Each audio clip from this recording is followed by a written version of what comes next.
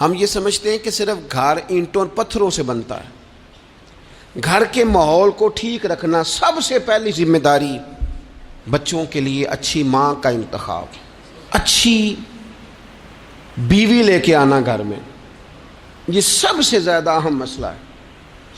نہ مانے ہم، لیکن بہرحال ڈھیر ساری جگہوں پہ دولت دیکھی جاتی ہے شادی سے پہلے۔ ماں باپ نے بڑی زیادتی کی، بڑا ظلم کیا، ناراض نہ ہونا، بڑا ظلم کیا، پیسے دیکھے بچی اور بچے کا نکاح کر دیا۔ یہ اتنا بڑا زندگی میں آپ نے اپنی اولاد کے ساتھ ظلم کیا ہے کہ آپ تو سائڈ پہ ہو جائیں گے، لیکن وہ بیچارہ ساری زندگی اس کو بھگتے گا۔ نبی پاک صلی اللہ تعالی علیہ وسلم نے الفاظ کو کھول کر بات کو واضح کر کے بتایا تھا۔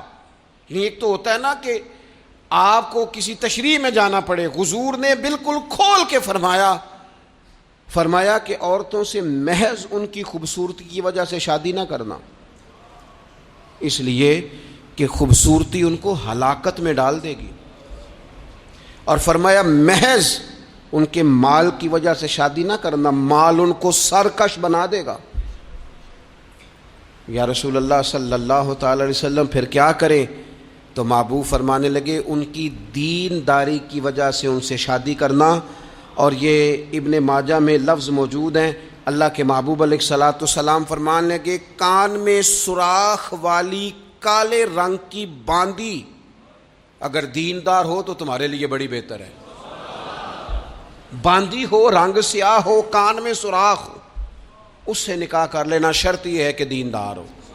بہت اثرات ہیں ماں کے، لہذا اس انتخاب کے اندر باریکی کا مزاج پیدا کریں اگر اپنے گھر کا ماحول ٹھیک رکھنا چاہتے ہیں۔ اور اگر ماحول ٹھیک نہیں ہے تو پھر آپ کروڑوں روپیہ لے آئیں، جس کے بچے ہی ناکام ہو گئے، اس کے پیسے کیا کریں گے؟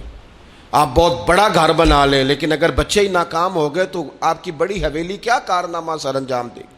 اور اسی طرح کا معاملہ مرد کے ساتھ بھی ہے۔ نبی پاک علیہ الصلوۃ والسلام نے فرمایا جب تمہیں ایسے لوگ پیغام نکاح دیں جن کا دین اور اخلاق اچھا ہو تو پھر اپنی عورتوں کا نکاح ان سے کر دو۔